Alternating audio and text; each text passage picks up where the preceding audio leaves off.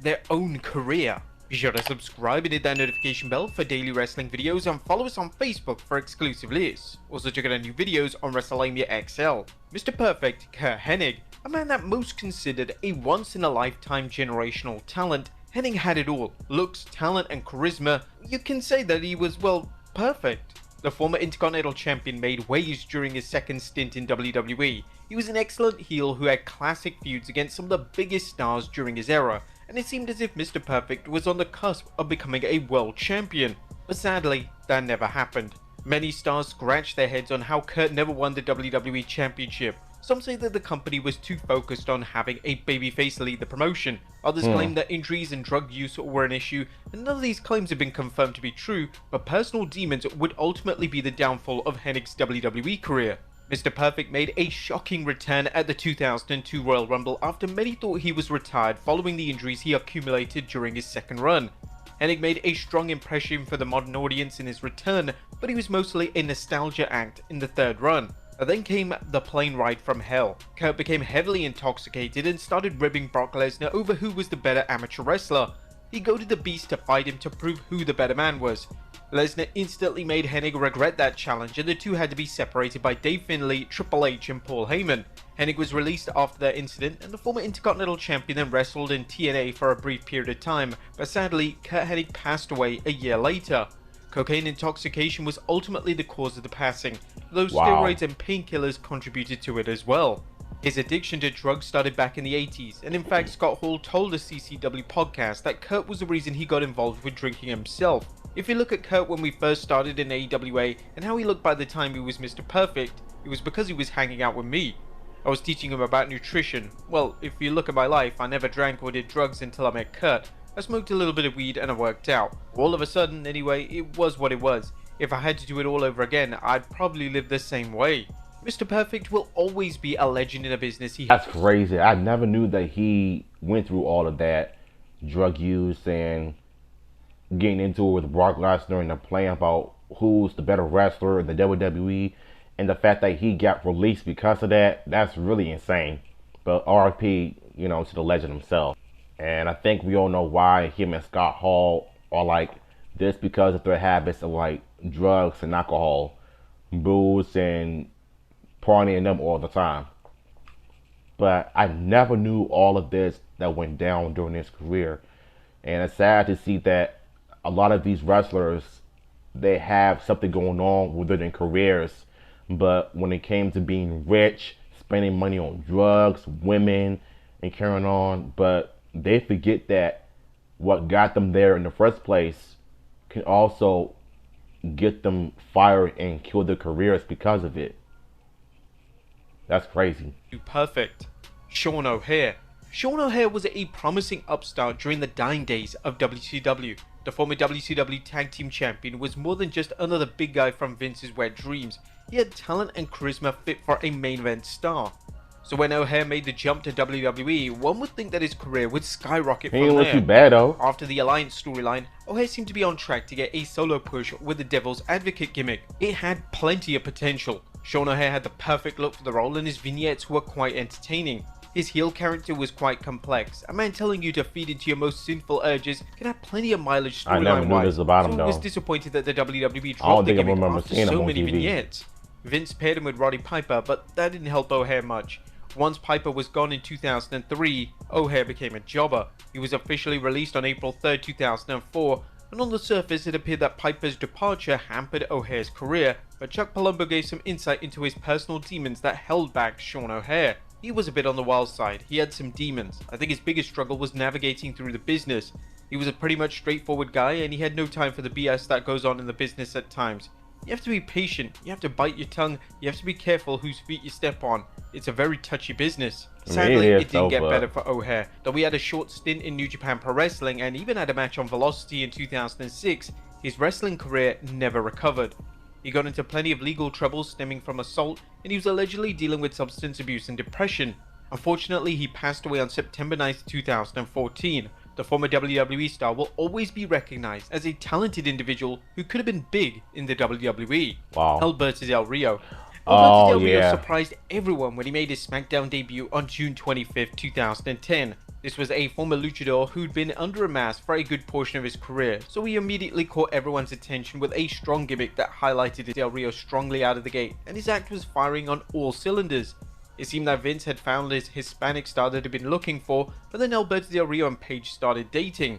Now Del Rio was fired in 2014 due to slapping WWE social media manager Cody Barberi for making a racist joke. At least that's what Del Rio claims happened. Del Rio's gimmick had gotten stale by then and he was no longer the star that WWE hoped for. Still, he lit up the independent scene and had the professional wrestling world talking. This was around the time Del Rio started dating Paige, and from the jump, rumors swirled at how toxic the couple were, though there was nothing concrete to back these claims. When Del Rio returned in 2015, it was an opportunity for him to remind WWE audiences of his sheer talent. But his relationship with Paige overshadowed his return.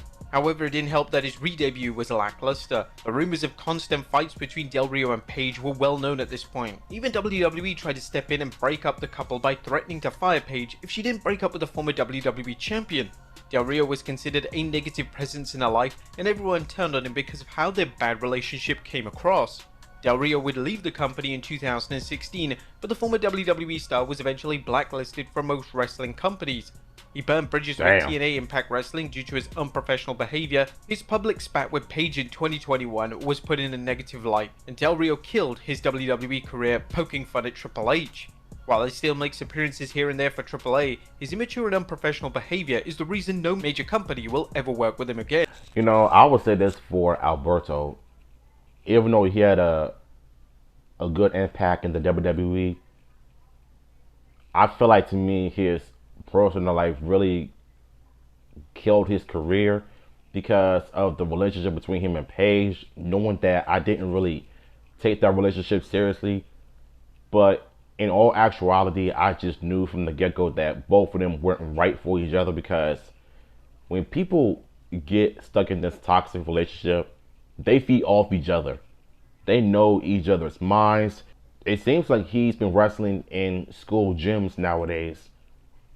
And I think that's when you know you pretty much hit rock bottom at this point. Because if he would have just got himself together and stayed with the WWE, they would have probably put him in some different storylines with the likes of Rey Mysterio, Dominic Mysterio, the LWO. He could have just done something different with his life.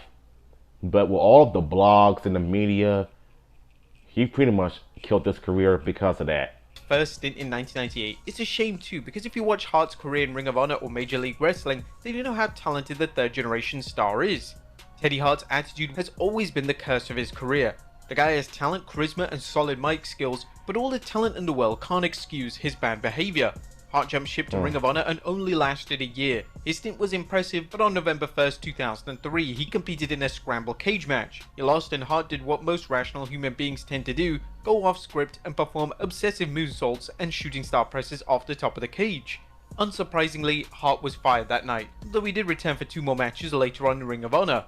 He would continue to move from promotion to promotion, but his behavior problems remained the same. He got a second chance in WWE in 2005 and spent time in developmental, but Hart never made it onto the main roster. Allegedly, he didn't listen to management. Reports claim he was actually well behaved, but Teddy would go off script in his match to make sure that he got his shit in. There were rumors that WWE wanted a Hart Foundation faction with him of Davey Boy Smith and Tyson Kidd, but Teddy was too much of a liability to keep around. He continued to wrestle on the independent scene, but his legal troubles overshadowed anything he did. Charges stemmed from sexual assault, possession of cocaine, DUI, evading arrest, and strangulation and wounding bodily harm held him back even further. These days, Teddy is still in the limelight, but not in a positive one. He currently has an arrest warrant after failing to appear in court. Tammy Good grief. I think that's the one thing that is really concerning if you want to be a wrestler in the biggest wrestling promotion in the world. You got to make sure that you're on point. You're not on drugs. You don't drink. You're not a sex addict. You are, you better be on birth control, that type of stuff.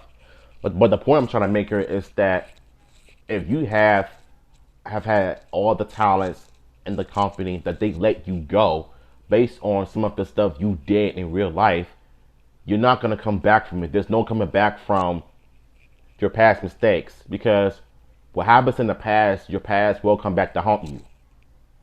So seems like what happened with Sunny over here too.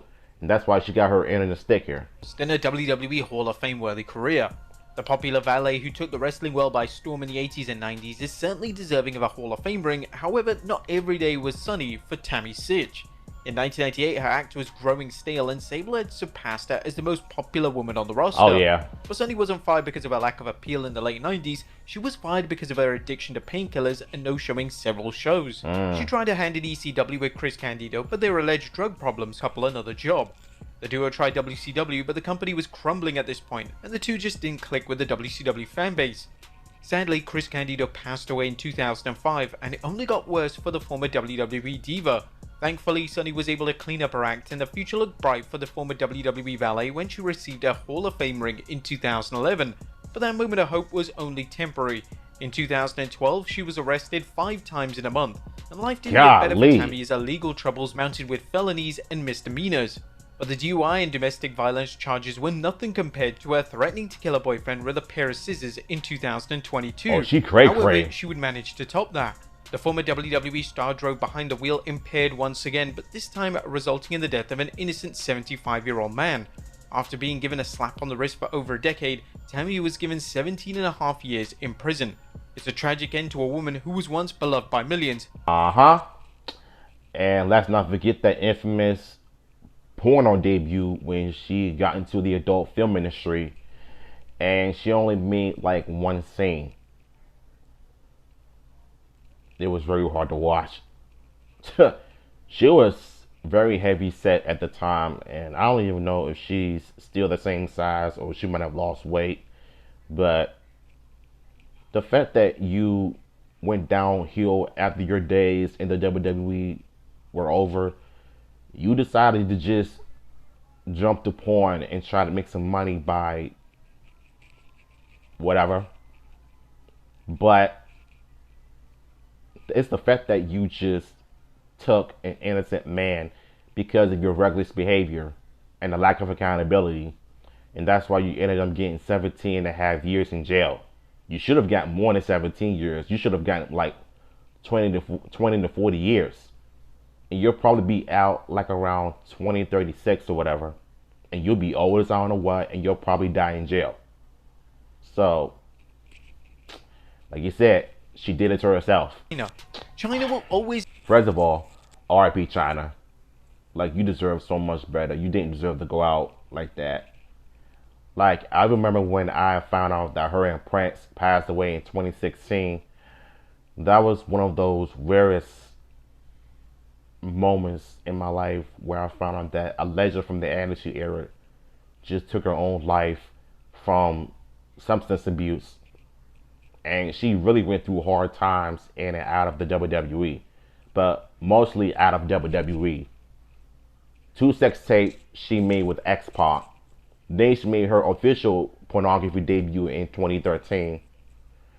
And she got back to doing regular stuff, teaching English in Japan, making appearances in WrestleCons or whatever. But she even made one appearance in TNA.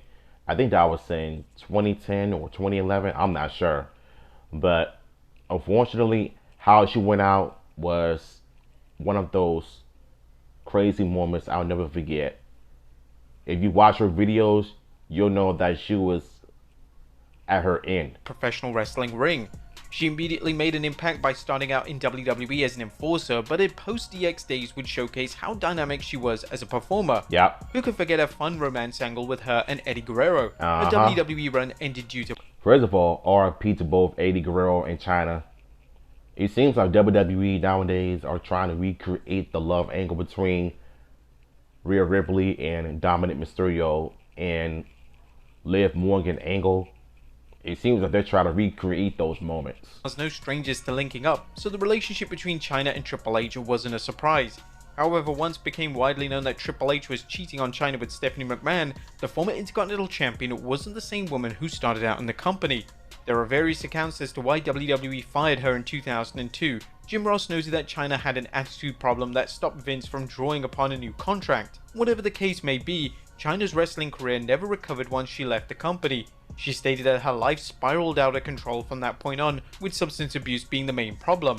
But the situation only got worse when she started an adult film career. Her final match was in TNA, teaming with Kurt Angle to take on Jeff Jarrett and Karen Jarrett. The match was well received, but rumors have it that management stopped using her due to her ties with adult films. Her drug issues were well known, as many noted her Howard Stern interview where she slurred her words, and being a cast member on Celebrity Rehab with Dr. Drew. For a while, it seemed that the former WWE she was star on trying some to get other her reality life back shows in as order. well. She was on some other reality shows besides with the Celebrity Rehab, but she was in this real life with Ron Jeremy. If you don't know who he is, he's a porn star. Yeah, she's been in some lot of stuff on VH1, what a lot of people don't know. Her final match was in TNA, teaming with Kurt Angle to take on Jeff Jarrett and Karen Jarrett. The match was well received, but rumors have it that management stopped using China due to her ties with adult films. Her drug issues were well known, as many noted her Howard Stern interview where she slurred her words, and being a cast member on Celebrity Rehab with Dr. Drew. For a while, it seemed that the former WWE star was trying to get her life back in order, but she tragically passed away in December 2016. Now, she didn't die in December 2016. She died in April 2016. I just want to correct you there, Mr. WrestleMania. The Hall of Fame with D-Generation X in 2019, and hopefully the ninth wonder of the world will also get a solo induction in the near future. Scott Hall. You'll be hard pressed to say anything negative about Scott Hall as a performer. You know, Scott Hall was one of my favorite wrestlers too back in the 90s. I mean, looking back at his career now, he really had potential of being the biggest stars in the WWF. But unfortunately, with the drug and the alcohol abuse got in the way, he's been going up and down ever since. If you watch the documentaries, I think you'll know exactly what I'm talking about. But when he passed away, I knew that he wasn't going to survive being on life support, because drugs and alcohol can destroy people if they abuse it. Because it's one thing of having experience of smoking weed, smoking a cigarette, smoking that PCP stuff, but you're drinking alcohol at the same time. Alcohol and drugs do not mix well together. You're smoking and drinking at the same time. That'll be enough to mess up your liver, can damage your brain, the way you think and the way you eat and drink, and your mind will be gone. But even though he's been out of rehabs back and forth, he never got better over time. He may have made appearances in the WWE, and I remember the last appearance he made was in 2018 or 2019. I think those were his final appearances in the WWE. Where we're pushing old dudes into fountains and screaming, "You lost your mind, Chico." While Scott Hall was electrifying millions of people, he was also fighting personal demons deep down inside. That match with Shawn Michaels in '94 was just legendary. There's no specific reason why Hall got into drinking or drugs, but rumors have it that it started after he killed a man in a nightclub in 1983. Hall also indicated that Mr. Hennig introduced him to the stuff when the two started hanging out together. Whatever the case may be, Hall's struggles with addiction became the crux of his career. However, unlike several names on this list, Hall was able to keep his addiction under wraps during the 80s and 90s. Given how much money Hall was making, that probably wasn't for the best. As the 2000s rolled out, his addiction became noticeable. The former Intercontinental Champion returned to WWE in 2002. It was an exciting time as the NWO brought chaos to the company, which should have resulted in huge business. But he didn't really last long anyway. Got the better of him. The plane ride from hell did him no favors, as Hall reportedly became so intoxicated that he harassed two flight attendants, but that wasn't the demise for Scott. His substance abuse became worse, and the WWE was forced to let him go a year later. He was in and out of rehab throughout the years, and Stephanie McMahon even stated that they spent 7 figures trying to help him get sober. It seemed dang, she spent 7 figures to help him get sober. I never knew how much Stephanie McMahon really cares about people, but the fact that she spent all of that money to make sure this man stays sober and healthy, drug-free, alcohol-free, just so he can have his final years with the company to be inducted into the Hall of Fame. Yo, she a real one though, but unfortunately that you can't help the ones that don't want the help. When people choose drugs and alcohol over family and friends, that should be enough to remind you that whatever life decisions they choose, let them stick with it. You can't help them. You can't force them to get into rehab. It's only the person that is struggling with alcohol and drug abuse should be the one that gets the help he needs or she needs. I've always said this. You can't help the ones that don't want the help. All the thing that we can do is just pray for them. So, for several appearances. So when Scott passed away on March 12, 2022, it was genuinely a shock to the entire wrestling fan base. Now, his passing wasn't specifically related to drug abuse, but Sean Waltman did reveal that Hall did relapse during the COVID-19 lockdown. Despite his problems, Scott Hall left fans an incredible gift of being one of the most entertaining wrestlers to ever step in the ring. Oh yeah. Marty Jannetty. Marty Jannetty has become a wrestling term these days, as whenever a tag team breaks up and one partner is falling down the card, he's the Jannetty of the group. The crazy thing about this situation is that Jannetty was supposed to be bigger than he was treated after his fallout with Shawn Michaels. He was reportedly scheduled to fight Shawn one-on-one at WrestleMania 8. However, the former WWE Tag Team Champion's legal trouble washed those plans away. Michaels was no saint, but he was still able to perform when it was showtime. Jannetty's antics prevented him from doing so. The former WWE star got into a wild altercation with the police in '92, and he was charged with multiple offenses. This was the incident that forced the company to release him for the second time. But Vince gave Marty a third chance as he returned in October '93 to resume his feud with Shawn. The two wrestled at the Rumble for the Intercontinental Championship, with Michaels getting the victory. A backstage segment indicated that the story would continue until WrestleMania, but he was once again fired. Again, allegedly, Jannetty was under the influence during his match with Michaels. It's quite possible that him being under the influence wasn't true because Marty came back shortly after WrestleMania and beat Michaels for the Intercontinental title. He lost the belt back to HBK though a month later. That was the peak of his solo career. His stop and start pushes were mostly at the fault of his own. He never got to the level of Shawn Michaels because of personal demons. There's no telling if Jannetty would have been the next great babyface of the 80s and 90s if his personal problems didn't interfere with his career, but you can't deny that the company tried to make sure he didn't become the joke meant about crashing out on drugs and alcohol. Ego can also be the biggest downfall of a man's career. Ryback certainly isn't the first man to self-destruct because of ego, because he's the only one who's effectively blackballed himself out of the business altogether. Despite a rocky start as Skip Sheffield, Ryback became one of the most over wrestlers in 2012. The guy became so hot that some fans wanted him to beat CM Punk at Hell in a Cell, but that didn't happen. The mistake WWE made was turning Ryback heel at the height of his popularity. Yeah, that was kind of stupid on their part. His catchy feed me more chants and powerhouse moves were fun to watch, especially when he was fighting more than one jobber at a time. Yeah. But his career went downhill after he feuded with John Cena. He languished below the main event scene. His position certainly didn't get better when CM Punk went on his infamous tirade about the former star on Colt Cabana's Art of Wrestling podcast. By the time Ryback left the company in 2016, it was clear that he was frustrated with his position in WWE. He didn't hesitate to shit on everyone once he left, whether it was Vince McMahon, Triple H, Mark Henry or others. Ryback's constant negativity became a major turnoff. Despite how much he had fallen in his WWE career, Ryback was still a big name that could have drawn around the independent scene, but his never-ending world tour of bashing WWE's likely prevented companies from wanting this guy ever. No, he did it all to himself. Except nowadays, he's on YouTube, on podcasts, revealing fools and all of that. But just recently, early this year, he got into it with Ross. Because when people criticize Ryback or calling him out for his BS, he blocks people online and he calls himself getting mad at the content creators on YouTube for exposing him. Like, it's like people are allergic to accountability.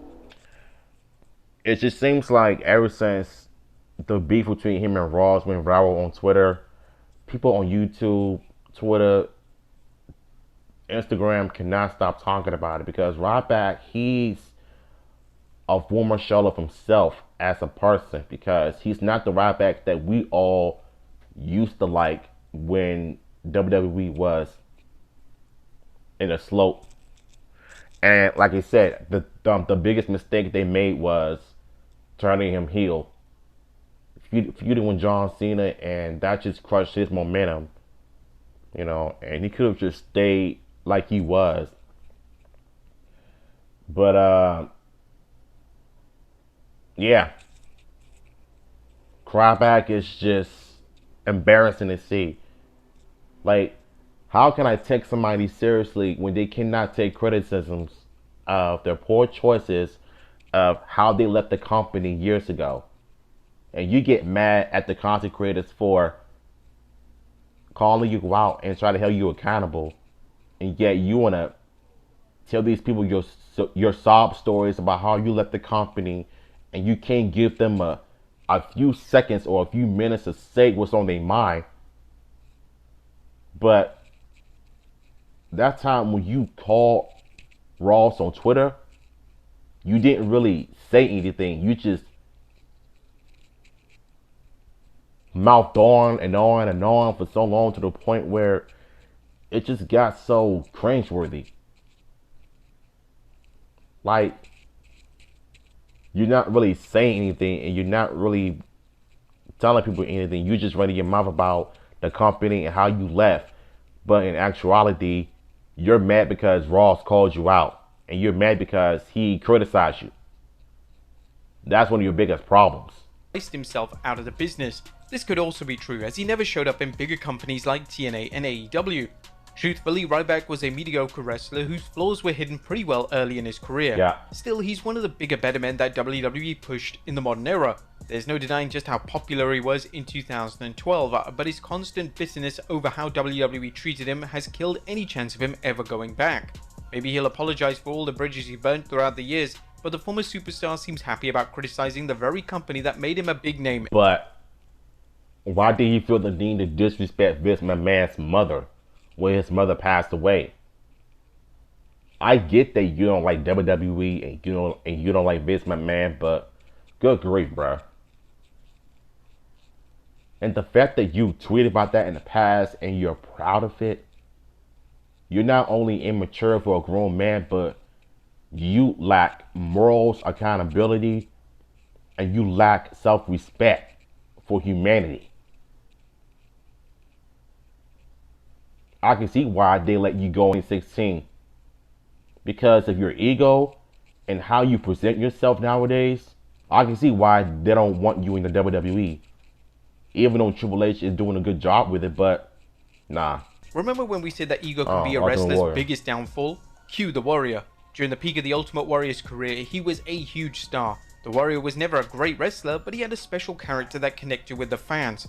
Plus, the guy had charisma that matched Hulk Hogan. Beating the immortal Hulk Hogan passed the mantle to the WWE Hall of Famer. When you think about it, the Ultimate Warrior in the 80s was huge, especially when he feuded with Hulk Hogan.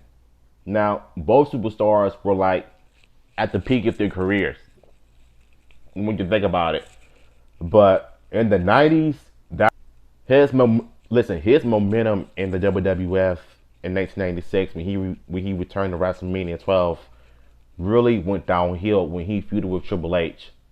Well, he had a match with Triple H, and he had like a small little run in the WWF before he went to WCW in 1998, and that was when his career really went to tubes before the drugs and alcohol just took over. So, yeah. This is something that people fondly remember. The Warrior just didn't have that magic that Hogan did. His popularity died down when fans realized that he couldn't live up to the standard that Hogan set. Still, the Warrior was a main event star until he pulled an egotistical stunt at SummerSlam 91. The Ultimate Warrior was scheduled to team with Hulk Hogan to face Sergeant Slaughter, Colonel Mustafa, and General Adnan in a handicap match. However, he sent Vince a letter demanding more money, a set schedule, and a higher percentage of merch sales. Allegedly, Warrior asked for $550,000 for WrestleMania 7 and threatened to no-show SummerSlam if Vince didn't give him what he wanted. Vince managed to give in to his demands, but the problem was that this was Vince and Kennedy McMahon. No one outsmarts the boss. Warrior did the match, but Vince suspended him immediately following the SummerSlam main event. He got a second chance after WrestleMania 8 because Hulk Hogan was set to leave. He came back to fill the Hogan void, but Warrior's attitude got worse behind the scenes. He no-showed several live events, and there were claims that he was rude to fans, which is a huge no-no for a babyface.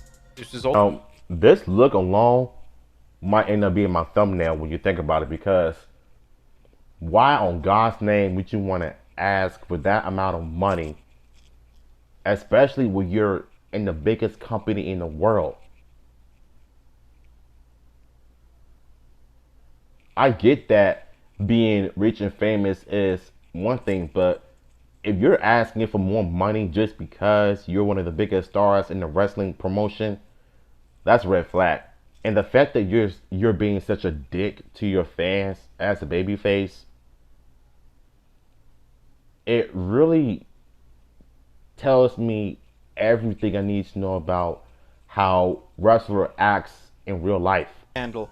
After Warrior tested positive, Vince opted to fire the former WWE champion. Oh, Warrior returned to the company in '96, but his peak had well passed. This was a new era and the former WWE champion just didn't fit in. Vince tried to bring him back into the main event fold, but Warrior's ego was still riding high. He no-showed several events and was terminated from his contract once again. The Ultimate Warrior has surely etched his name in the books of wrestling, but the downfall of one of the hottest stars was another result of a massive ego. sometimes at this point, your ego will not last you a lifetime if you think you're better than everybody. And shout out to WrestleMania for this awesome video. But it's a lot of stuff that I didn't know about these wrestlers when they dealt with substance, drug, and alcohol abuse behind the scenes. And nobody in this world didn't really know about this until now. And thank God we have social media, because back then we didn't even know what was going on with our favorite wrestlers until now. But yeah, listen, at the end of the day, whether you're a wrestler or an actor, just say no to drugs and stay out of trouble. That's all I gotta say for this. So, what's your thoughts on this, man? Let me know in the comments down below, and I'm gonna holler at y'all tomorrow.